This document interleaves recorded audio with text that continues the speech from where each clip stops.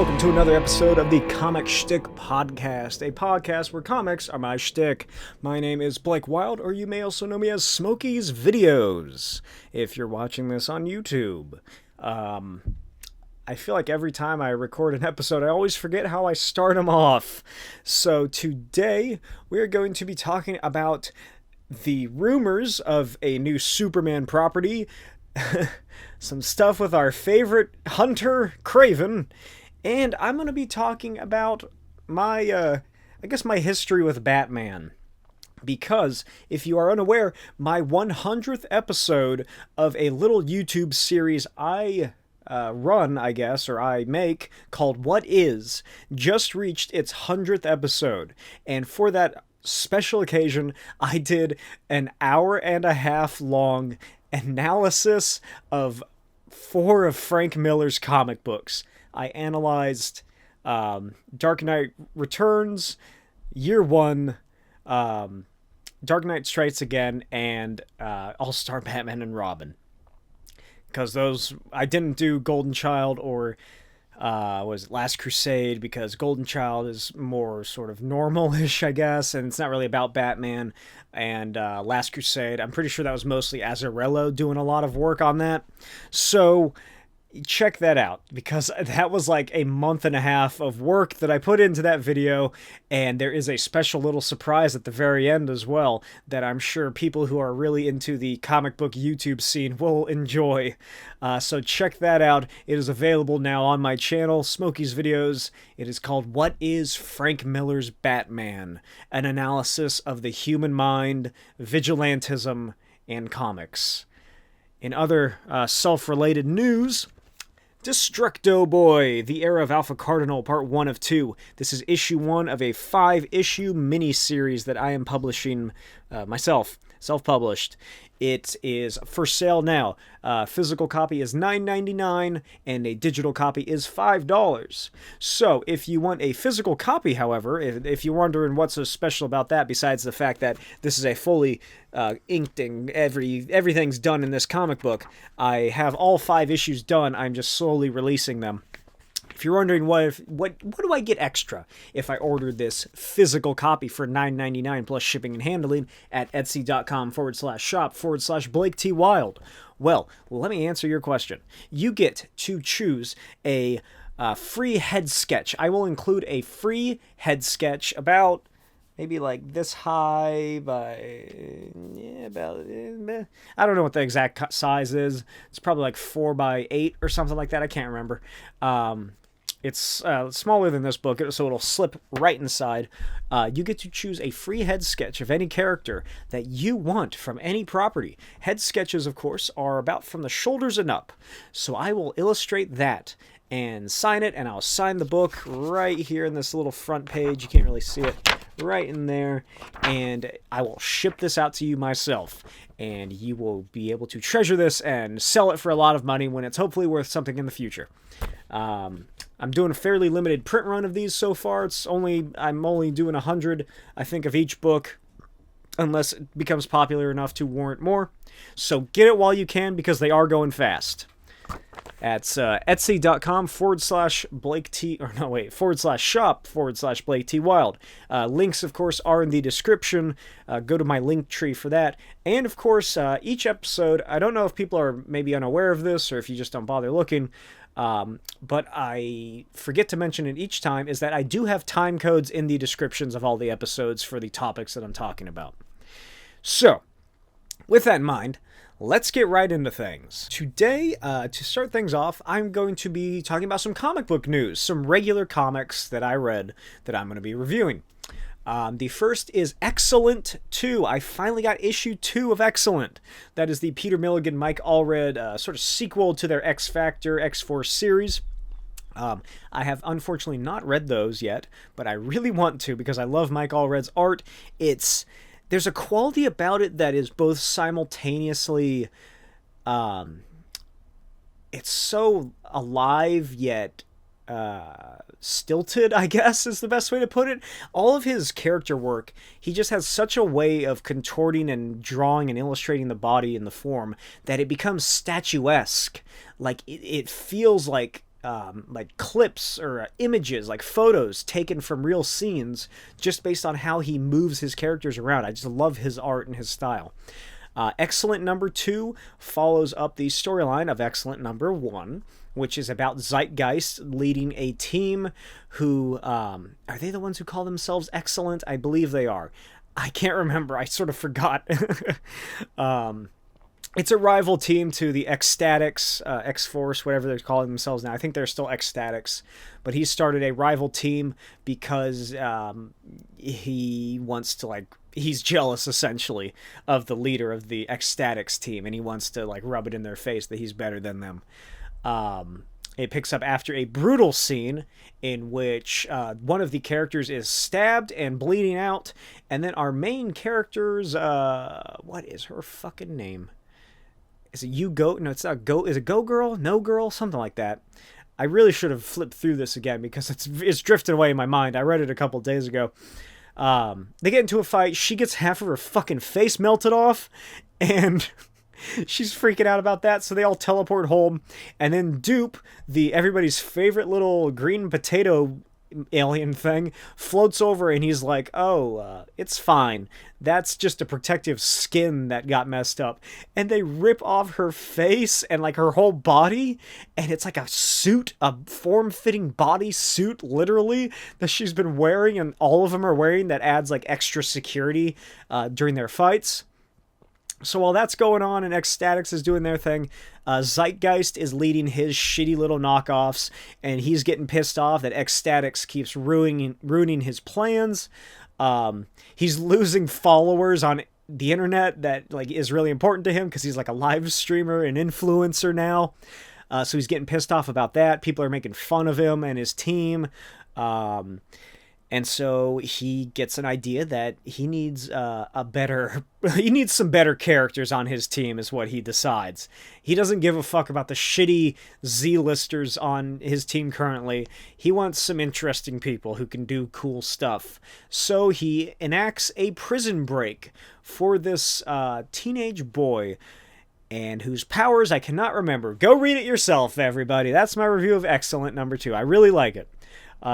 My biggest problem with monthly comic books is that I have to remember what happened in the previous one, which is something that's not easy to do. It's why I enjoy reading all the collections at one time or getting a trade paperback. So what I want to do is get Milligan and Allred's original X-Force, X-Statics, whatever the third one was, series. I want to read those, and then I'll come back to this eventually. But yeah, it's definitely a great comic with beautiful art and really fun storytelling. Moving on to the second comic I read, which I'm very thankful that I finished, and that is Devil's Reign number 6. Devil's Reign, if you have been following the podcast for the past 10 weeks that I've been doing this, is not my favorite. I don't like it at all. It's mini Civil War, essentially, except it's the heroes versus the government, and the government is using brainwashed supervillains or something, which is kind of what they did in Civil War. I didn't like it. Apparently, from what I was told online, is that a lot of this has been led up to in Zdarsky's Daredevil run, which I did not expect, primarily because Marvel has been marketing this as an event, or they did market it as an event since it's over. But that's another issue I have, is that it would have worked much better as a Daredevil arc standalone than it would have this issue book crossover event that they turned it into. Because it's way too condensed. There's too many storylines, which I don't know. I doubt that would have any say in the matter if this was just a standalone book, because that seems pretty basic to what the story is. I didn't like it. It ends with a big dumb battle, which is happening at the same time that Matt Murdock is fighting Kingpin. Kingpin has been mayor. He used the Purple Man to influence the city to do his bidding and whatever. They're fighting, and Matt Murdock loses his shit again, and he starts beating the shit out of Kingpin, just like he did in the Bendis run. And then Elektra comes over and she's like, Matt, stop, you're better than him. And so Matt stands up and he sees this crowd of people who's watching him. Wow, that's really original. And then he lets him go. He gets Kingpin arrested. Luke Cage is probably going to be mayor of New York now, since he is now running uncontested, and the current mayor of New York is arrested. The Avengers were there a little bit. They fought some bad guys. The Purple Man is defeated by his son or something, with the help of Luke Cage and the power of love. What else? Matt Murdock's twin brother is dead. Oh yeah, and then there's this whole thing at the end where these mysterious benefactors are like, yeah, we're going to make, we made you mayor, but now we're going to make you president, Mr. Wilson Fisk, the Kingpin. And Kingpin's like, ooh, that's interesting, and my son Butch will be in charge.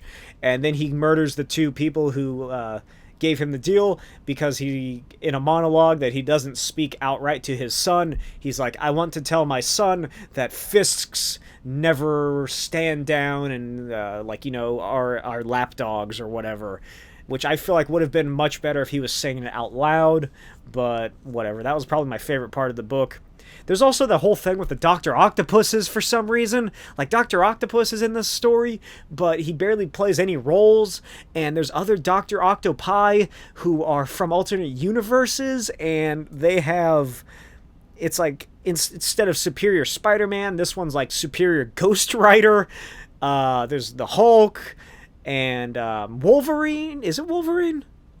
I think it's Wolverine. He has like the metal tentacles. The Ghost Rider uses chains. The Hulk, Octopus, Doc Ock, just has 4 big arms coming out of his fucking back.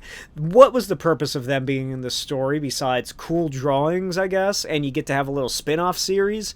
Like, was that it? Because they didn't play a role in this at all. There's a big time jump in this story where they just, like, go off and do stuff on their own, I guess. I guess that's what their miniseries is. But I never got around to reading that, so it's pretty pointless for them to be in it.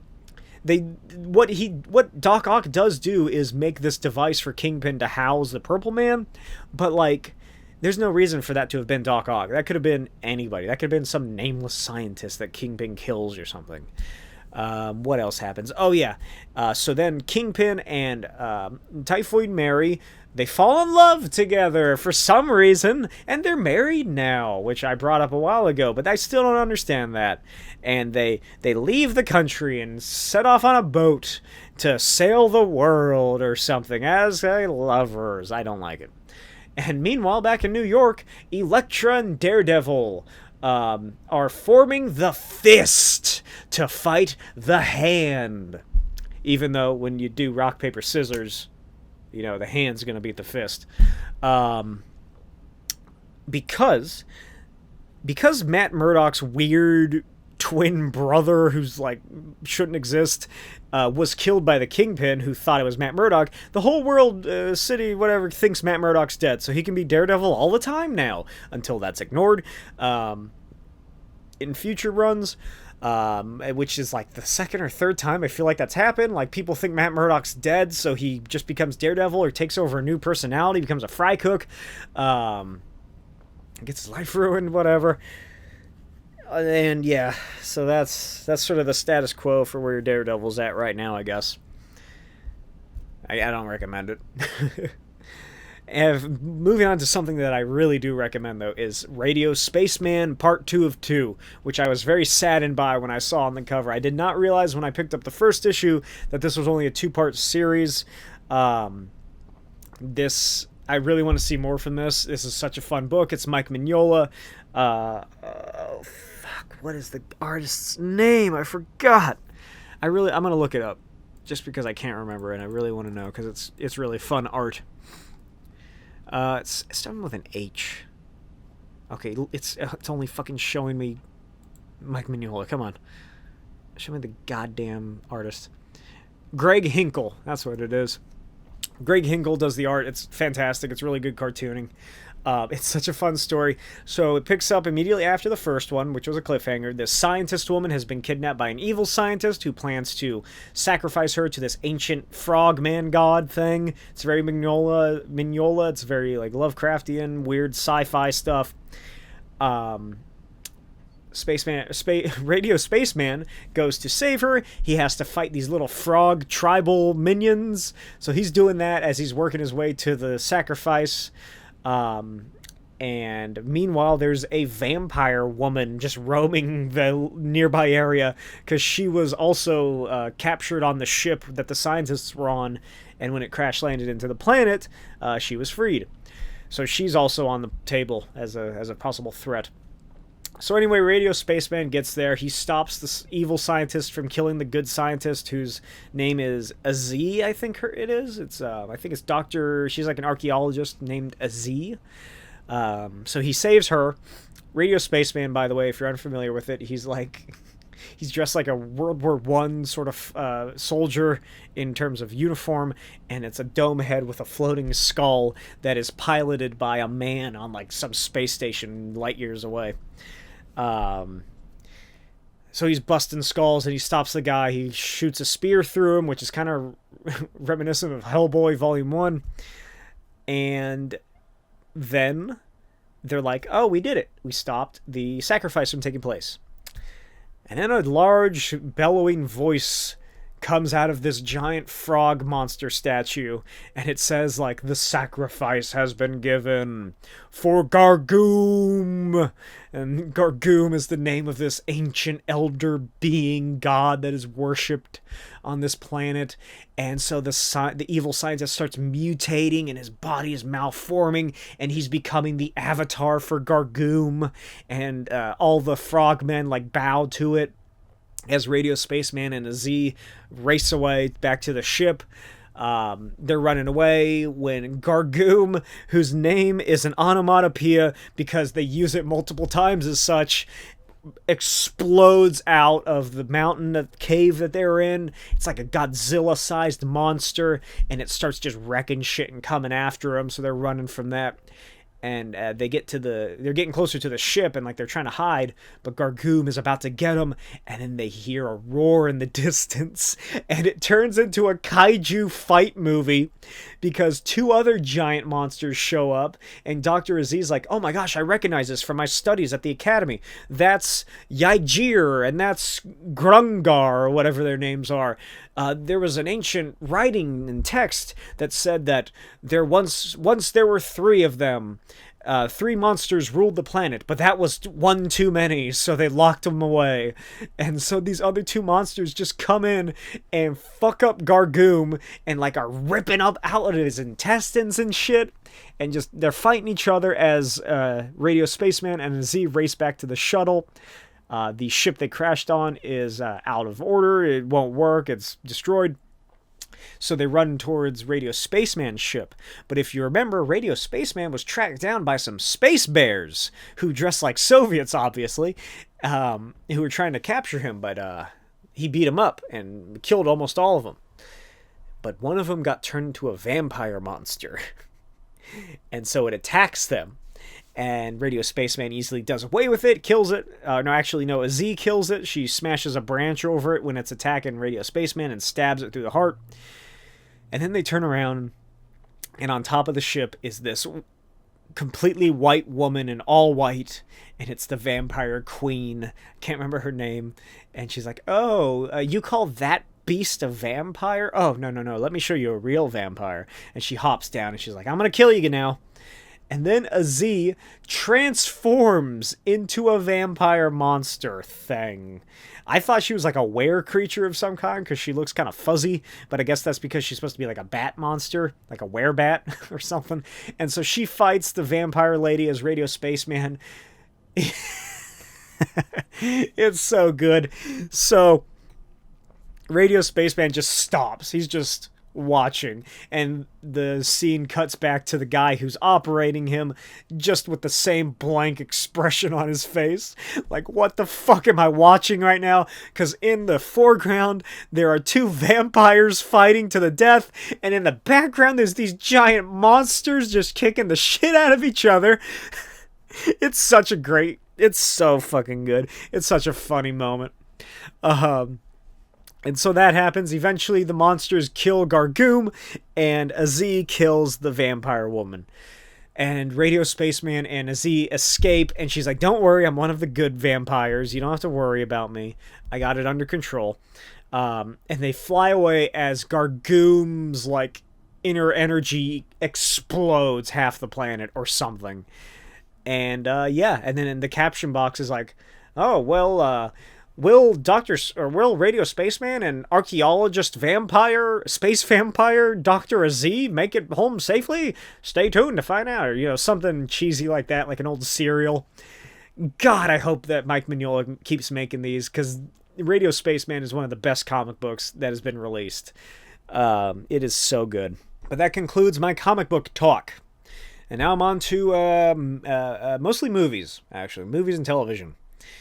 I'm going to start that off with the news that there is going to be a new Blu-ray digital DC animated film coming out called DC Showcase. Constantine, the House of Mystery, I guess, is what the whole title is. It's seemingly going to be 4 different short animated films, I guess each with... like the old House of Mystery, the DC, which if you don't know is an old DC anthology horror, hosted by Cain and Abel. You might recognize them from the Sandman series. I guess it's going to be sort of in that vein, like it's maybe Constantine or someone else telling these stories. But the one that I'm most interested in is that there is going to be a KAMANDI, the last boy on Earth. I fucking love KAMANDI.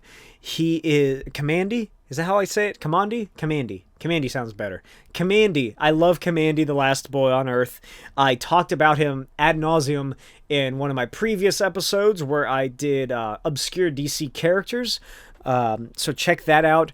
I have all of the Jack Kirby illustrated and written issues.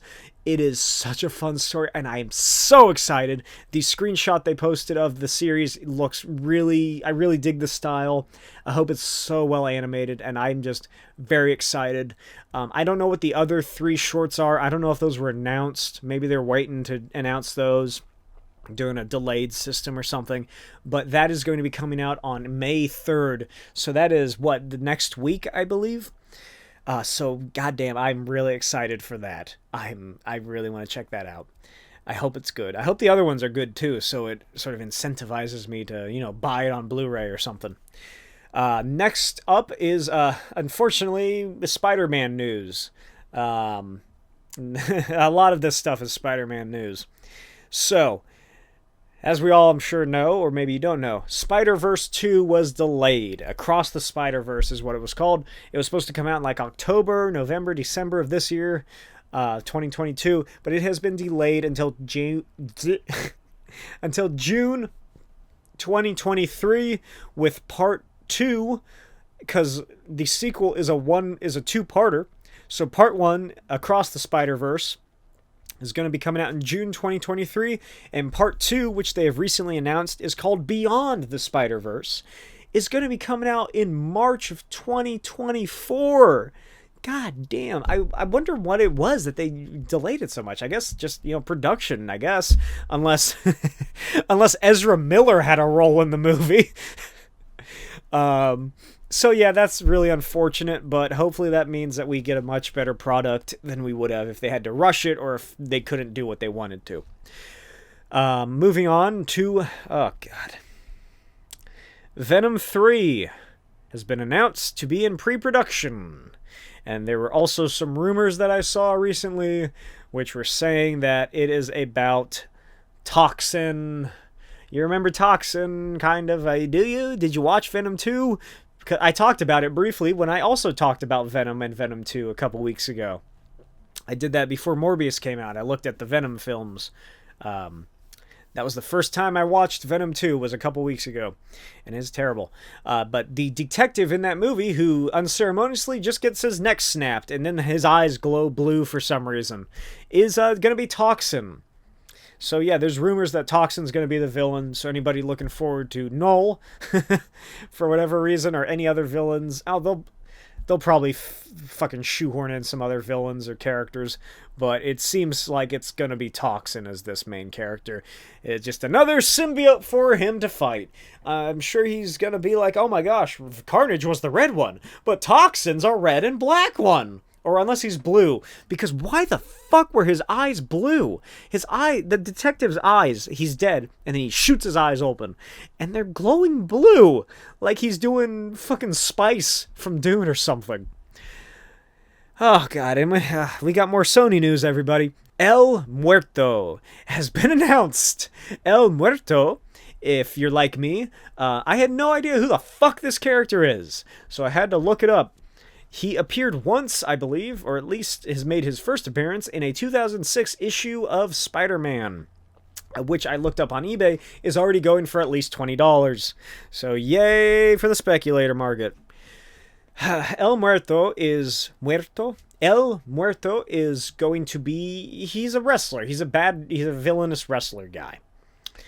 And it's going to be starring some guy named Bad Bunny. I've never heard of him in my life. I never heard of El Muerto in my life. I don't know. Maybe it'll be interesting because they're doing something really different. Maybe they're trying to be like Joker, where they're like, let's take this comic book character and put him into like, what if this is just Raging Bull, but with this fucking like Mexican wrestler? It might be good. I don't know. Depending on how crazy they get with it. Because if they take themselves too seriously, that's not going to be good. I don't know. I have no opinion on it one way or the other. Just wanted to bring it up. And my final bit of Sony news is Kraven. Kraven the Sexual Hunter Man leaked photos as I wrote it in my phone late one night. That's what my note is.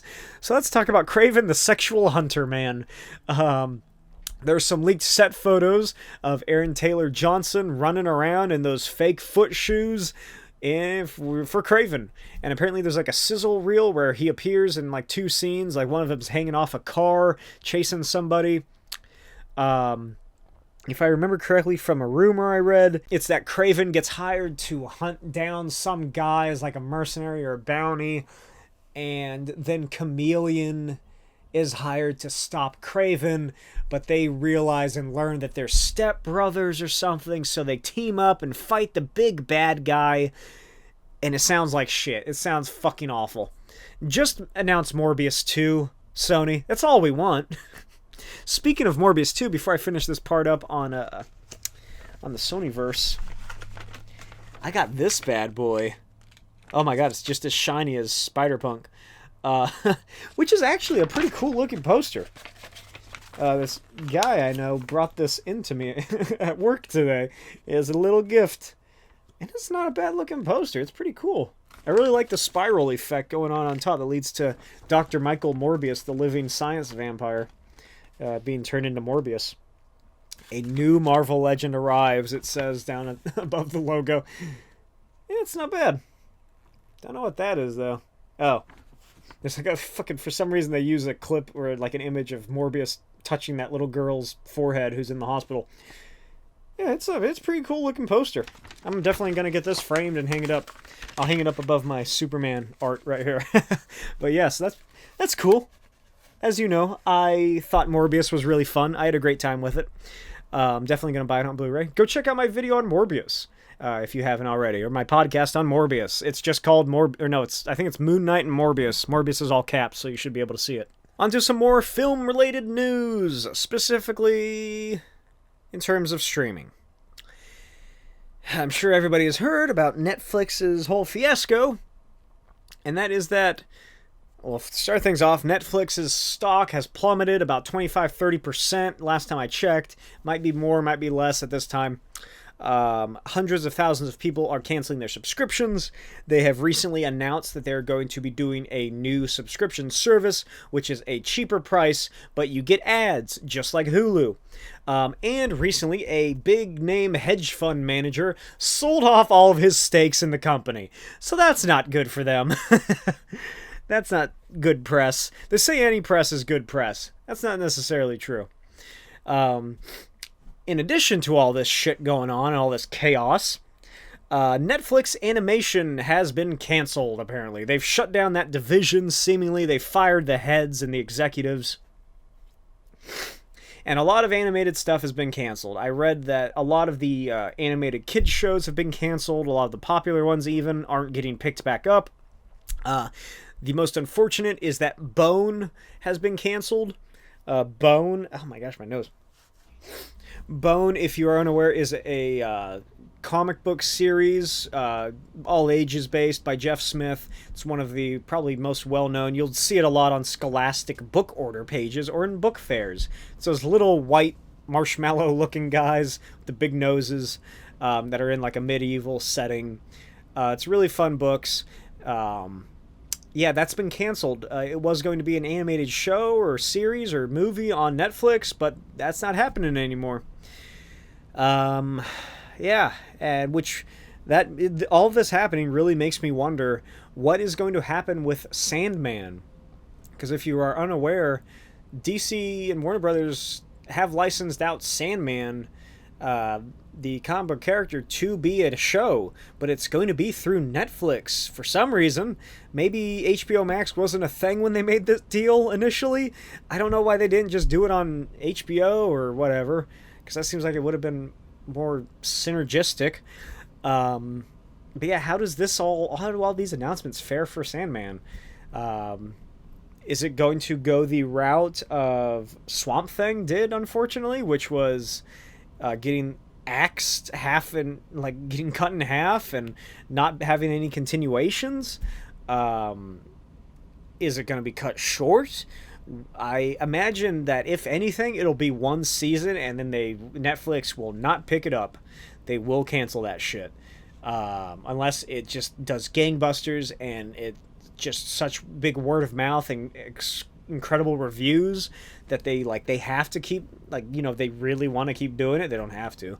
But yeah, unless this does really well, I don't see SANDMAN continuing, at least on Netflix. Maybe it's in some sort of similar deal to what Marvel and Disney had with Netflix, which was they were able to license out the characters for a certain amount of years. So if the SANDMAN series is good, which I imagine it's going to be, and it doesn't get picked up again, then maybe in a couple years, like 5 or 6 years or however long it took for the Marvel contract, if it's anything like that, maybe the rights will be reverted back and Warner Brothers can do something with it now that they got that new guy in charge or whatever. Have they figured out who's in charge of Warner Brothers DC yet? I don't think so. Yeah, so God knows what's going on with Netflix. Is Netflix dead? You tell me. And moving on to some Superman news. It's not actual news, it's just rumors and speculation from someone on the internet. So take this with a huge grain of salt. And that is that, well, I have it all on my phone here.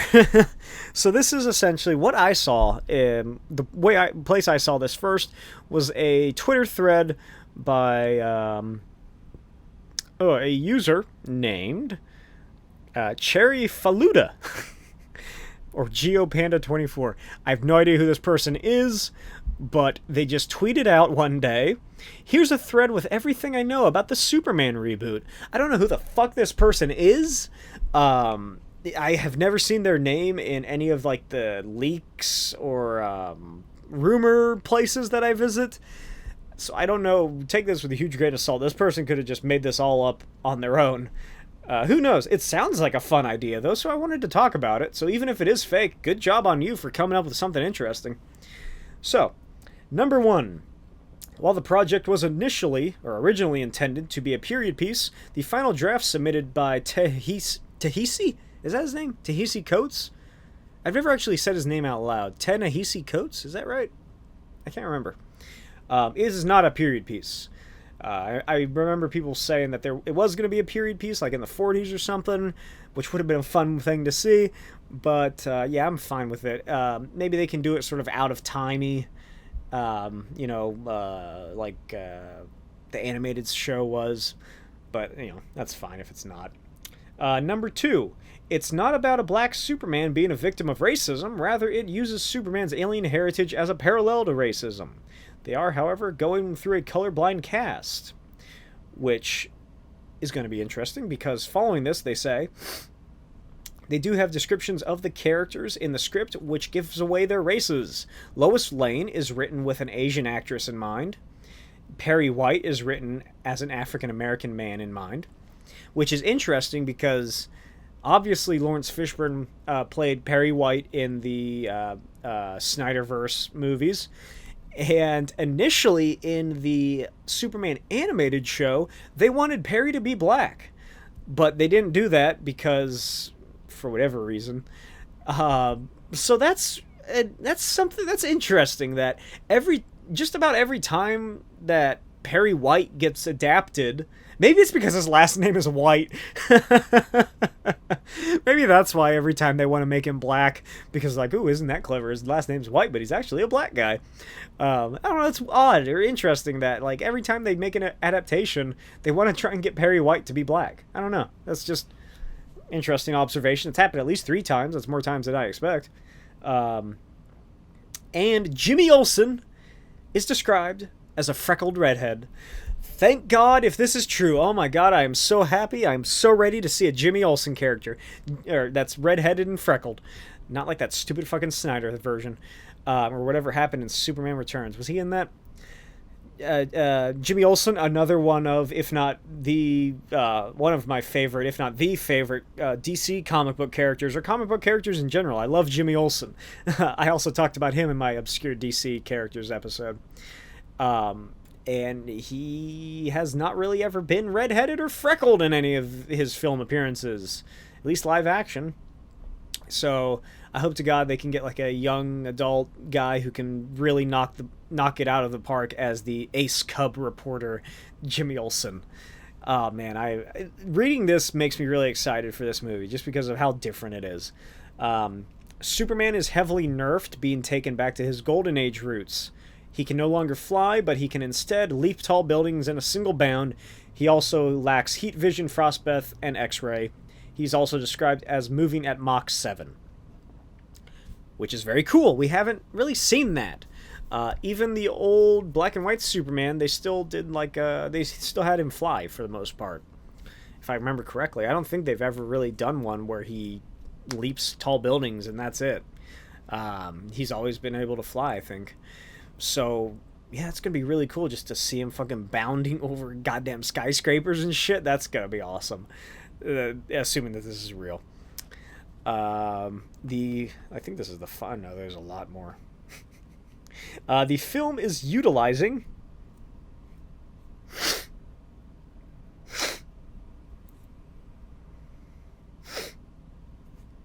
The film is currently utilizing the Golden Age version of Ultra Humanite as the main antagonist, although this may change. At no point in the story does he use the albino gorilla body. Which is unfortunate. Because I would really love to see a giant albino gorilla with the mind of a man. But I guess that makes sense since they're going for this sort of older version of the character.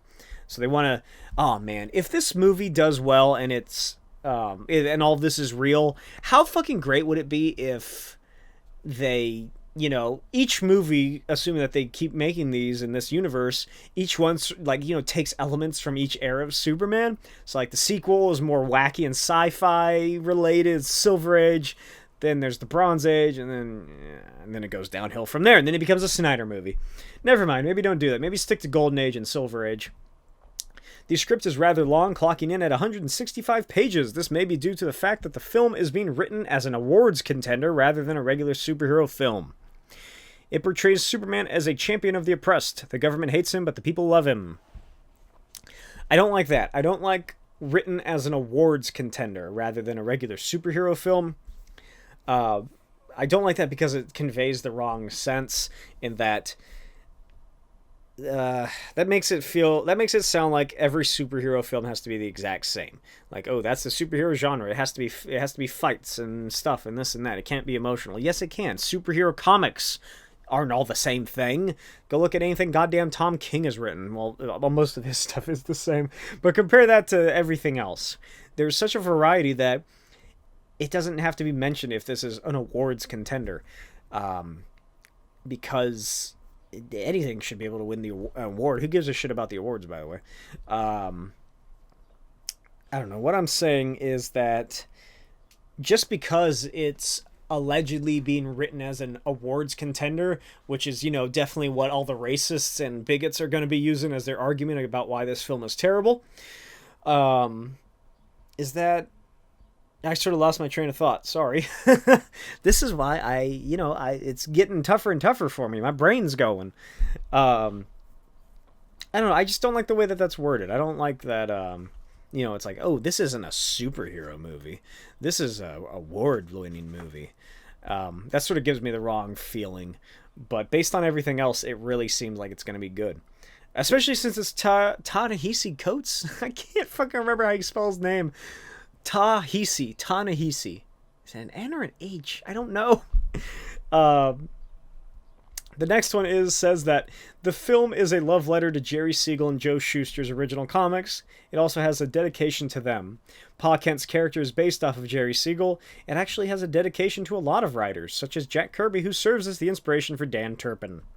And that is all that this person wrote. So, what are your thoughts on the new superhero movie? We know it's going to be the Black Superman. We've known that for a while now, but this is hopefully, assuming that this is true, we're getting more information about it, and I'm really getting excited for this movie. I really hope that I hope that the suit isn't ridiculously padded with muscles like how it is in the Superman and Lois TV show. I hope that it's I hope, he's in shape, but I hope that the guy's in shape, which obviously he's going to be because that's all you can do in superhero movies now. But I hope it's not ridiculously padded like it was in like Shazam or Justice League or something. I hope that it looks more naturalistic is I guess what I'm getting at. I hope it looks like it's just like he's a regular guy in a suit who can do these extraordinary things, because that's what Golden Age Superman was. And I really do look forward to seeing a more socially conscious, I guess, Superman. One that goes back to the old political. Oh God Almighty! I didn't even think about that. I'm just fucking wait until like there's more news about this movie comes out, and all those fucking idiots and incels and goddamn what other buzzwords? What are they called? The comic skaters. Those fucking idiots. Just wait until this movie comes out and they're bitching about this, about how ridiculous it is that this politically black movie is being made because Superman isn't a white guy. Or whatever the fuck. Just wait until that. Oh, God, it's going to be heinous. If that ever happens, just remember to always remind people that in Superman's very first adventure, he, 1, stopped a man from domestically abusing his wife. 2, he stopped Lois from getting kidnapped when she told a mobster guy who was trying to hit on her and like get her to come with him to fuck off. The guy got pissed off that a woman would dare defy him and kidnapped her. That's what that car is. If you've never read Action Comics #1, but you're familiar with the cover of it, which is, Superman crushing the green car on the rock and everybody's running away screaming. That's the car that they kidnapped Lois in. He frees Lois, and then the guys are like, what the fuck happened? And he comes back for him and starts wrecking their shit. And those guys running away, those are the mobsters that kidnapped her and were gonna do God knows what to her before Superman came. And 3, the final story that leads over into the next issue, because it's like a 2-part of the last story, is where Superman goes to the Capitol and uncovers a plot of corruption and lobbying with a senator, I think is what it is. He uncovers this whole plot by this lobbyist paying off these senators, or I think it's just one senator in the story. But if somebody fucking says that superhero comics aren't political and have never been political, send them that. Don't send them the Captain America one, because Captain America came out after this. Superman has the fucking name in has the fucking word in his name. Superman, superheroes. You don't get superheroes without Superman. It was political from the very beginning. That's what happens when you have, a horribly ostracized minority, such as the Jews, writing stories about heroes of the people who can do all these things to right the world, because, the Jewish people see the wrongs of the world and don't ignore them or pay no mind to them or don't experience it like everybody else did. Rant ends there, I guess. Let's move on to some MCU stuff. So, in the Werewolf-By-Night movie, show, holiday special, Halloween special, Laura Donnelly has been casted. And the rumor is that she is going to be playing Elsa Bloodstone. Elsa Bloodstone is a world famous monster hunter. Her father was a monster hunter who's like hundreds of thousands of years old, and he died. And when he died, he left her this bloodstone. Or I think that's what it's called, gemstone, whatever it was. It has magical properties, lets her live for a while or something. And he leaves her like all of his heirlooms and whatever, and like his hidden base and whatnot. So she becomes the greatest hunter of monsters in the world. She takes his place. I'm down for that. I really only have experience with Elsa Bloodstone from Agents of Hate, Next Wave Agents of Hate, which is a great series.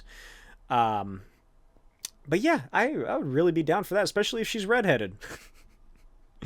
Not just because obvious reasons, but because there's not enough redheads in film or TV. Going back to my Jimmy Olsen reasoning for being so excited, is that we'll finally get to see a redheaded character. Yeah, so that'll be cool. I'm looking forward to that Werewolf-By-Night thing. That's the only news that's really come out about it, aside from the director. But let's get into some Moon Knight. Moon Knight episode 4. We're only 2 episodes left. Well, yeah, that'll be right. Wait. What? How many episodes are there? So, I'm trying to think of when this episode will come out. Yeah. So, at the time you're watching this, episode 5 is already out. At the time I'm recording this, only episode 4 has been out. So, we have 3 more episodes? Is that right? Yeah, is it 8 episodes? I think it's 8 episodes. Or is it? Or is it 6? No, it's 6. Yeah. No, wait. Yeah. So right now, there's only 2 episodes left. When you are watching this, there will be only 1 episode left. And I'll still be a week behind. Alright, now that I got that sorted out, let's talk about this. This has been my favorite episode of the show so far. I understand why they had to start off slow, just to get people interested and aware of the character, because who the fuck in the mainstream knew Moon Knight? But I wish that they'd gone this crazy from the get-go. They kind of did, but they sort of layered it in. I really liked the first episode. The second episode they were fine. They were still great, but the first and the fourth are really the standouts for me at this time. It's so fucking good. I'm really digging I'm digging Mark's anger and like jealousy towards Steven when he fucking punches him. That's a great little physical humor from Oscar Isaac. What is happening? I should have taken more notes on this episode and what goes on. But really, I don't know, a lot of this stuff just sort of turns into me just saying how much I love the episode. So I don't know, I'll keep this a little short. Yeah, I just really dig it. I wish that not Kevin Bacon would do something already, because so far he's just sort of been walking around. I want to see what he's capable of. I feel like, if anything, they're building up to not Kevin Bacon being like a big bad guy of the season, and then he's just going to get killed off, and it's going to be like Amet? Is that Amet, I think? It's just going to be the Egyptian god that they're fighting, and like the not Kevin Bacon guy is gonna be like shown off to the wayside or something.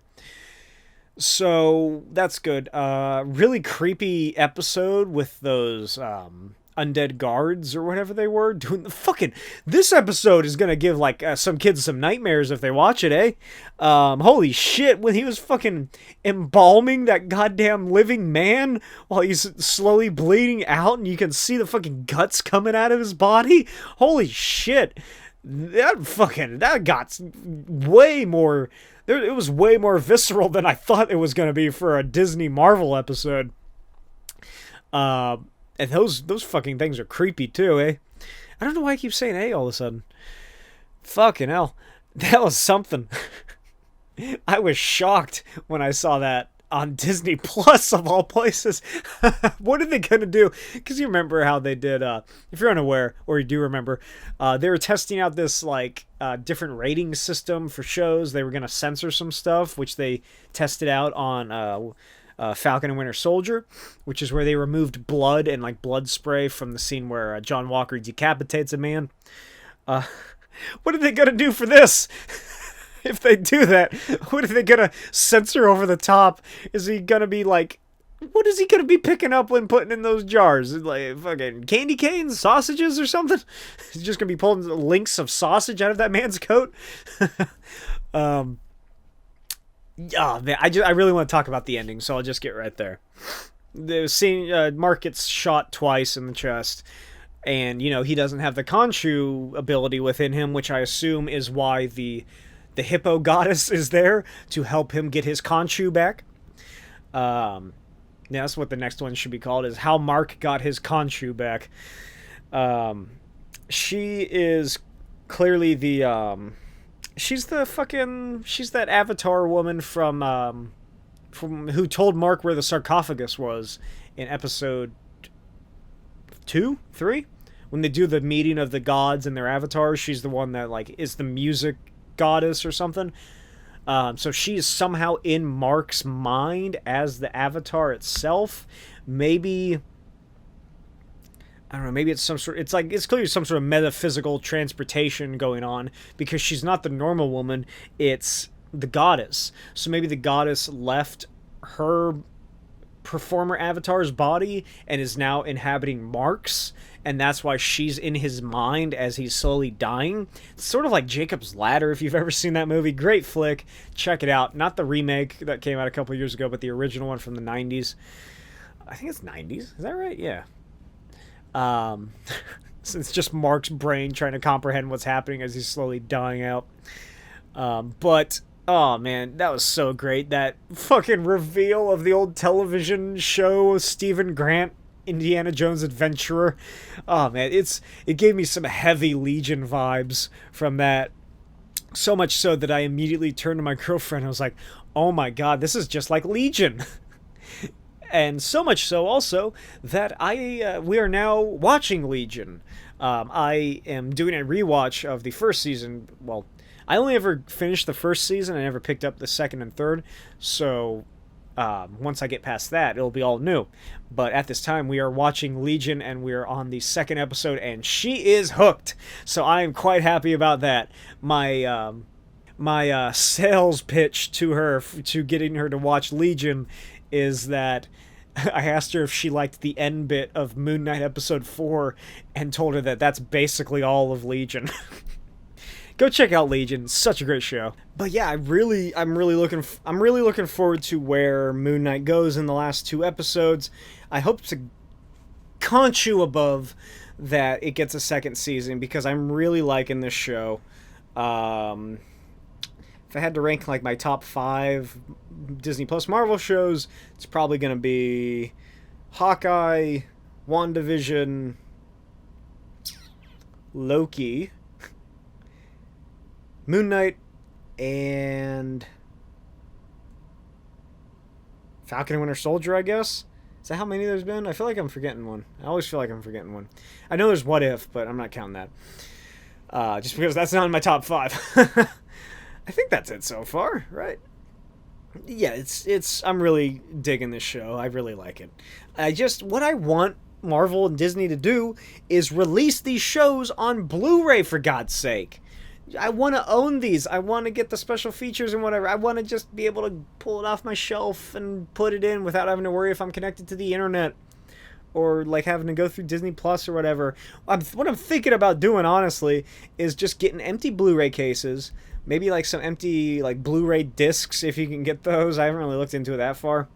And I'm just torrenting the episodes at the highest quality I can, and just burning them onto the discs, making custom labels and everything for them, and just putting them up with all my other Blu-rays. Because why not? Why just fucking do that if they're not going to? And now on to my big topic of the week, which I am talking about because of, again, my 100th episode of What Is. Go check it out on Smokey's Videos.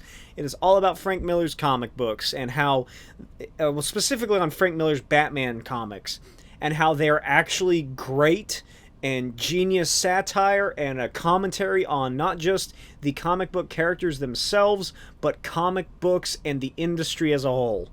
I worked a lot on it. I'm really proud with how it came out.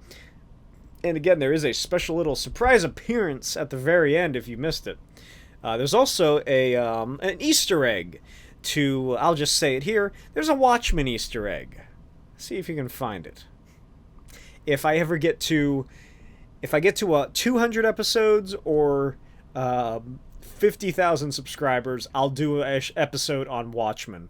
I'll probably just do an issue at a time, because there's a lot going on there, but I will cover Watchmen in a very special way. I've had something in mind for the past couple of years. Hell, I've had the idea for doing this Frank Miller Batman analysis video. I've had the title in mind for like almost as long as I've been doing this YouTube channel. It's been a while that I've had this in the back catalog, like just waiting for a good time to use it. And I'm glad I waited to 100 episodes. But yeah, so I got something in mind there. But yeah, what I'll be talking about today, I'm gonna do a little comfy lean back for this. My eye's itchy. Is that I'm going to be talking just about Batman. My history with Batman, my exposure to Batman, my experiences with Batman, my sensual... I don't know where I'm going with this. It makes it sound like I was touched by Batman. Which I wasn't. But yeah, I will, I don't know. I just thought it'd be a fun little topic. I didn't really have much in mind for this week. So yeah, here we go. Let's see how this turns out. I don't know how long this is going to be. I only have 2 notes, one of which is what this is about, which is my history with Batman. The other is movies, shows, comics, toys, etc. So, I've talked about it before. I never got into reading comic books as a kid. I didn't do that until high school, so I never read any Batman comics when I was younger. I wasn't really aware that he was a comic book character, I don't think. Or maybe I was, but I just, I never bothered reading him. I knew him as an action figure. I knew him as a cartoon. I knew him as a movie character. Probably my earliest exposure to seeing Batman was the animated series. I would see it on what network was that on? Warner Brothers, the Warner Warner Kids or something, WB Kids. I remember seeing it on there, and I was like, oh my god, this is incredible. What is this show? Like, how do I watch more of this show? Because I didn't understand how, like, TV scheduling works, or, like, worked as a kid. So I was like, when does this show come back on? Where'd the Batman go? And, like, I had the Batman toys. Well, I didn't have many Batman toys, actually. Because by the time that it was probably going to be, like, around the like sort of dead period for Batman, because it was after Batman and Robin, so there was that like bat death where nothing was being made in terms of like properties. So I don't know what toys would have been out then, but the one toy I can think of that I definitely loved playing with as a kid was the Justice League animated Batman, which was like a 12-inch tall figure, really limited articulation, maybe just like his arms, legs, and head moved. That was always a disappointment to me when I was a kid, because I was like, I understood that it could be better, and I was disappointed that it wasn't, and I couldn't get my cool Batman toy into cool poses. I never got any of like the toys from like the Nolan films. I never did any of that stuff.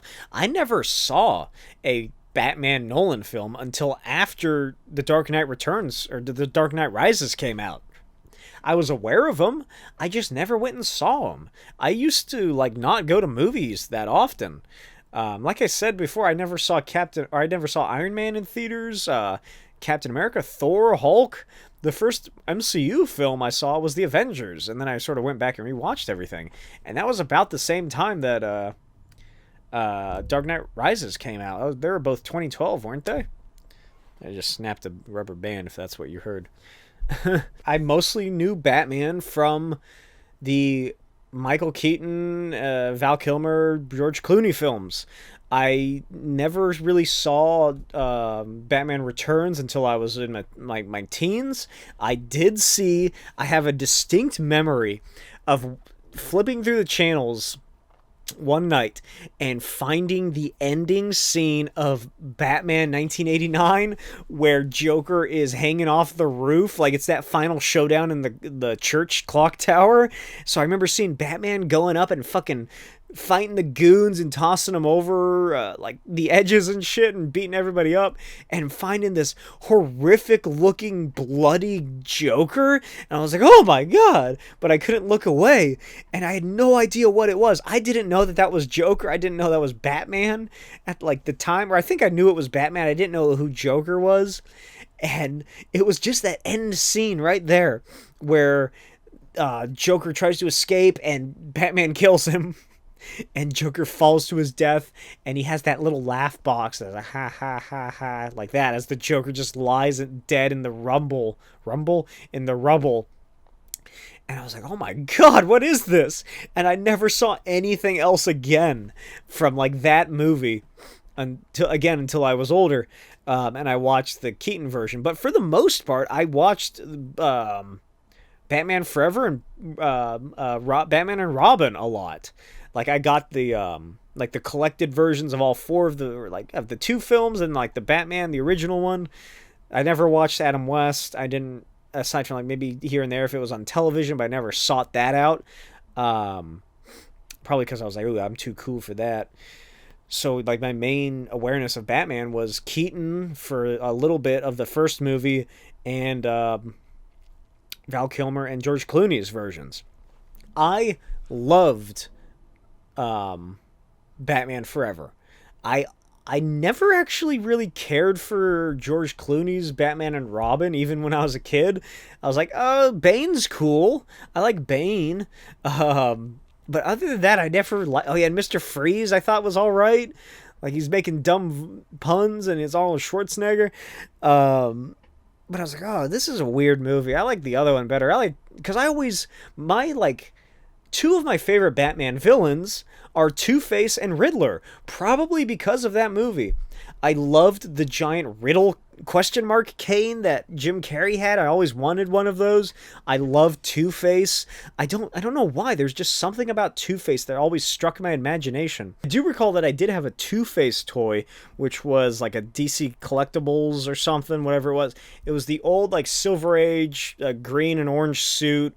Or is it red? I think it was the red and like blue suit, like blue and white, on one side, and it's like the spiky hair, green face, Two-Face. So maybe that's where my fascination with him came from, because I don't know what other Batman toys I had besides that one. Especially like the villains, like I just really like Two-Face for some reason. He's always been my favorite Batman villain, even when I knew nothing about him.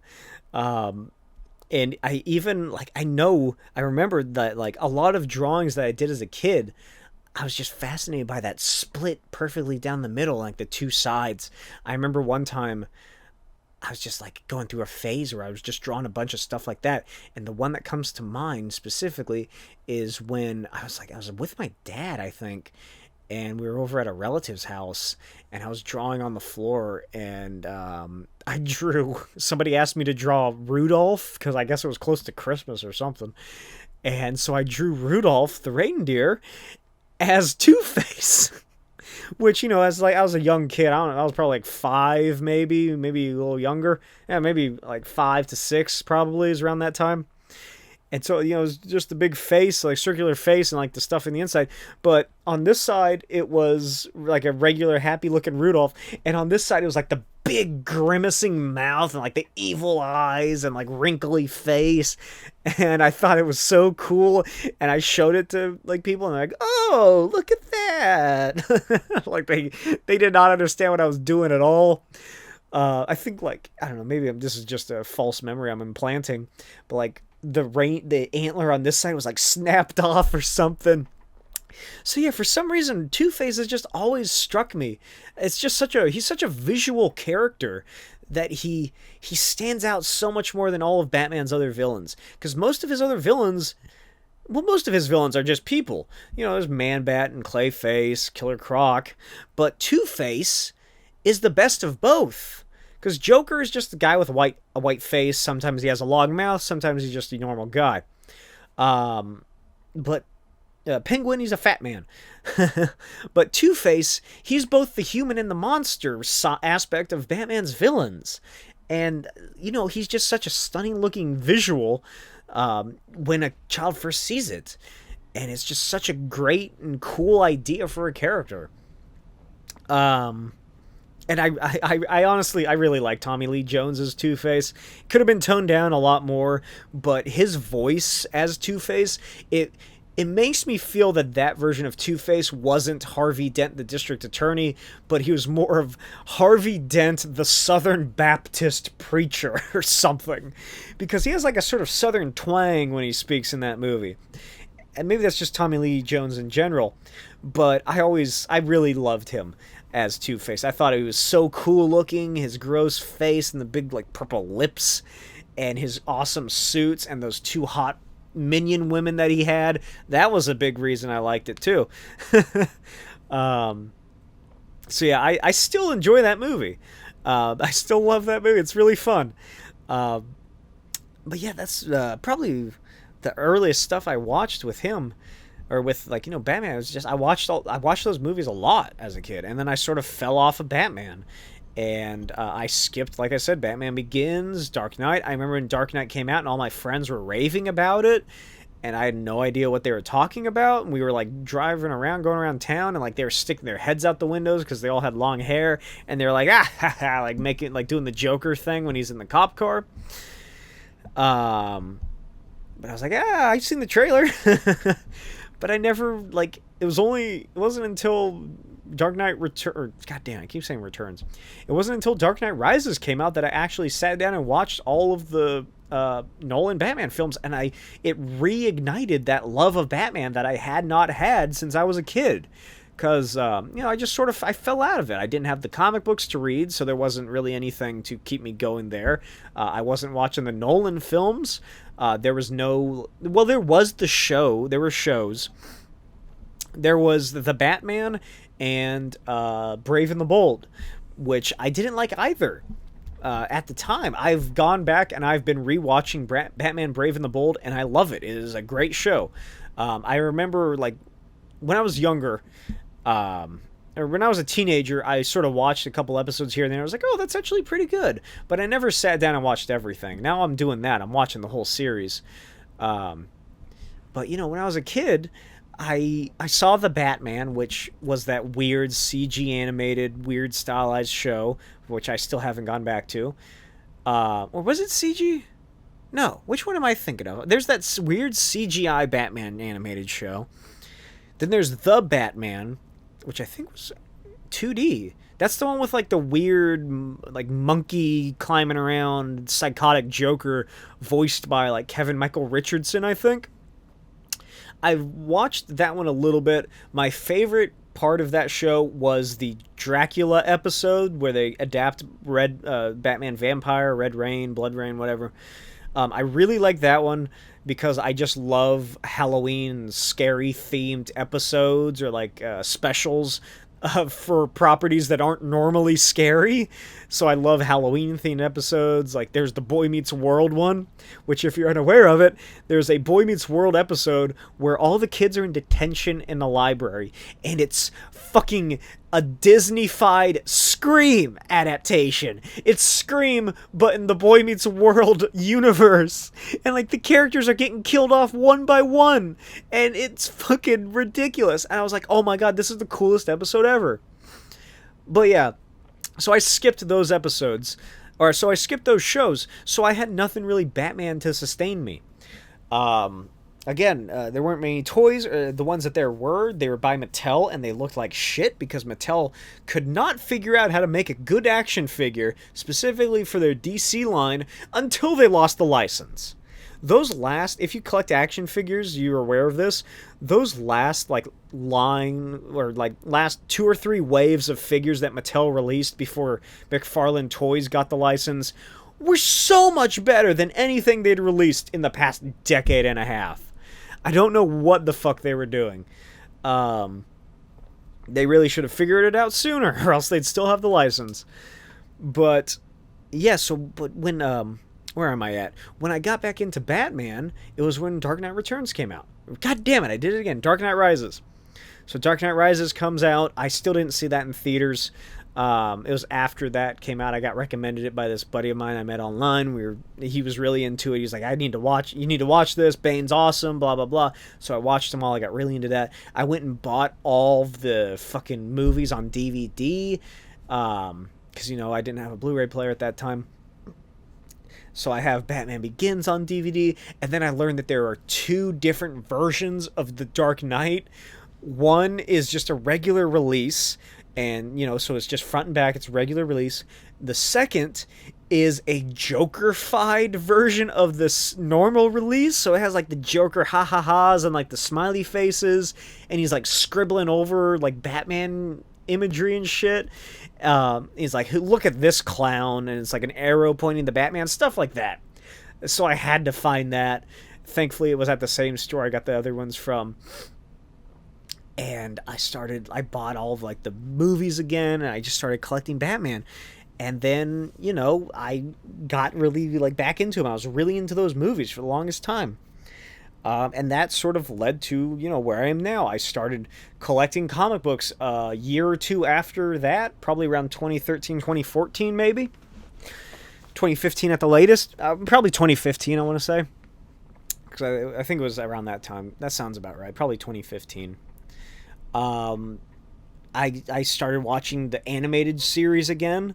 I torrented all of that, obviously. And I started watching them all over again. They were so fucking incredible. I started drawing a lot of Batman, as you can check out on my YouTube channel, where I covered a comic I drew when I was a teenager, which is my version of Batman: A Death in the Family. It looks terrible. It's ridiculous. But it was a fun video to make. I never got to, like, the ink parts. I just did, like, the real rough pencils of it. I was planning on going back and redoing it, but I don't know. Or I was planning on it back then, on going back over the pencils, but I never did. And yeah, so that sort of led me here to where I'm at now. The first Batman comics I read, I got I got Court of Owls, I got Batman Year One, Long Halloween, the basics. Batman's probably the easiest character to get into, because so many people have made so many goddamn must-read lists of his books that you can just pick them out. And it's a, he's an enduring character. I love Batman. Although, maybe you don't feel that after watching my Frank Miller video where I sort of shit on the idea of Batman a little bit. I was worried that people would get that feeling from it, but so far no comments have been left about that. Maybe that'll change by the time this video comes out. But yeah, that's really my experience with Batman. A lot of it, looking back, a lot of it was that weird campy Batman, like the silly nature of it. It was only really the Nolan films that sort of changed that and my idea of who Batman was. That and the animated series. I was like, yeah, Batman's a fun character, but wait, he's supposed to be dark. But thankfully I've come back around to realizing and appreciating and loving the crazy, colorful Batman. That's now my favorite version of the character. I think I briefly spoke about it. I don't remember what episode. But my dream project of Batman, if they ever make it like a show or a movie, I doubt they're ever going to make a Batman live-action show. Specifically one where he is Batman. They did Gotham, which I love. But like one where he is Batman. If they could do this, it would be one of the best shows ever. It's essentially a remake or it's like a remake of the Adam West series. It's the campy Batman with the silly Silver Age influence, but it's all modern. It takes itself seriously in the same way that Batman 66 did. They don't like do it ironically, even though it's clearly wacky. All the characters are in character and they're all straight men. All this stuff is normal for them. It's not like, oh, wink and nod, here's my bat belt. Stuff like that. It's like, I must use my bat belt to reach that civilian in danger. But what I want is a Batman show like that is silly and just fun and lighthearted. You can have dark stuff here and there, which, as I'm saying this, sort of, it's like, it's Batman Brave and the Bold, but live action, essentially, is what I'm getting at. That has the live action, like, bams and pows, like the Scott Pilgrim effect. What they need to do is take that animation style of Scott Pilgrim that perfectly captures those effects of, like, from real life live action to the comic book, and do that for Batman. That would be so wonderful if they could. I would really love that as a show. It's never gonna happen, but that would be something I really want to see. Is just I want to watch. This all came from after watching Guardians of Justice, which is probably the episode that I brought it up in. There's a Batman, like, sort of analog character, and there's flashback scenes of when he first started fighting crime, which is in the 60s, and it's like, it's set up like an Adam West show, but they actually do the bams and pows, and, like, so he'll punch the guy, and then these, it's like a 3D layer animated thing, it'll come out and it's like bam. Recently, Corridor Digital, they did the goofy Batman in the Batman trailer, which is they put Adam West into the Batman trailer. It's fucking incredible. My favorite part is that they do the bam, pow, zaps. When Batman electrocutes that guy, this, like, zap lettering appears, and it's electrified. Just go watch that and watch the, oh god, it's like Nighthawk or something like that from the Guardians of Justice. Go watch those two scenes and tell me you wouldn't love a live action version of the campy, crazy Adam West show now. Oh god, it would just be perfect. But yeah, I don't know, I didn't really have a big topic for this week, so I decided to go with Batman. And I think I've said about all I can. I'll probably remember some stuff after I finish recording. That's usually how it goes. As always, leave topics for me to talk about in the comments. I'm going to be working through those probably sometime soon. I don't know. I'm kind of busy right now. I'm working on a project with somebody. I'm not sure how it's going to be going. Hopefully it continues, but it is a comic-related project that I have been hired on to do. So I don't know how much time I'll be having. Hopefully I'll be able to get everything done accordingly. So I'll have time to work on the YouTube channel and whatnot, especially over the summer since I don't have any classes. But yeah, that brings me to the end of this week's episode. Also, if you've noticed my shirt, it says Red Tacos on it. But, let me see if I can turn around here. There you go, Yuma's Red Tacos. Whoop, fuck, I hit my chair. I have my other chair. I have two chairs in here. Yuma Red Tacos. I was gifted this shirt for free. If you are ever in Yuma, Arizona, go check them out. Currently it's a food truck, but I think they are getting a physical location. It's, oh god, it is fucking delicious food. Go check out Yuma Red Tacos if you're in Yuma, Arizona. If you guys are going to YumaCon, hopefully I'll be able to attend there as well this year. So if you're coming by, hopefully Yuma Red Tacos will be open that weekend, and they should be, so check them out there. Make a little note on your calendar if you're coming. But yeah, definitely check them out. This isn't paid or anything. I just love their food. He gave me this shirt for free, and so I thought I'd shout him out. As always, Destructo Boy, the Era of Alpha Cardinal, Part 1 of 2. And here's the back, if I didn't show that earlier. Each back cover is going to have a little character and their synopsis. So that is Orin Aronides. Orin Aronitis, actually, is how you pronounce that.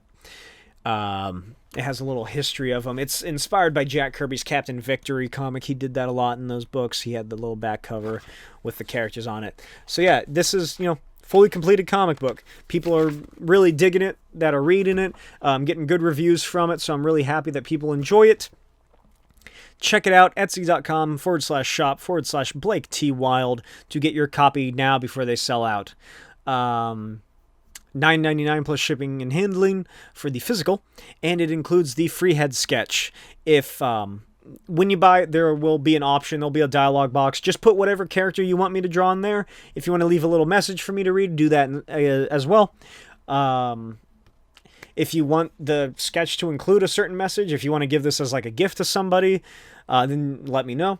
If it is a character from an anime, make sure you label or you tell me what the name of the anime is, or it's like so-and-so from this.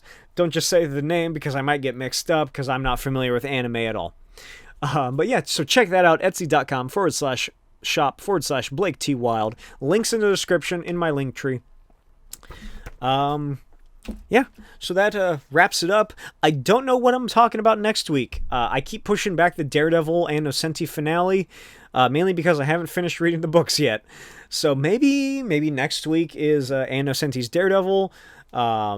Again, currently the only thing set in stone is going to be Moon Knight. I might be getting some new comics. I think I have Hulk Grand Design 2 and apparently John Romita Jr.'s Spider-Man, the Zeb Wells one. Apparently that's been released already. I thought that got delayed, but I guess not. Or maybe it did, and I just don't follow the dates at all. I think that's on the way here, so I'll probably be talking about those next week, assuming that I get them in the post.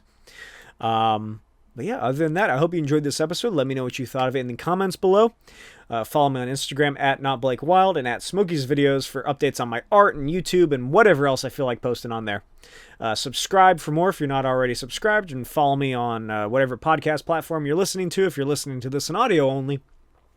And I will see you guys next week for some more BS. All right, I'll see you then. Have a great day. Stay safe. Bye.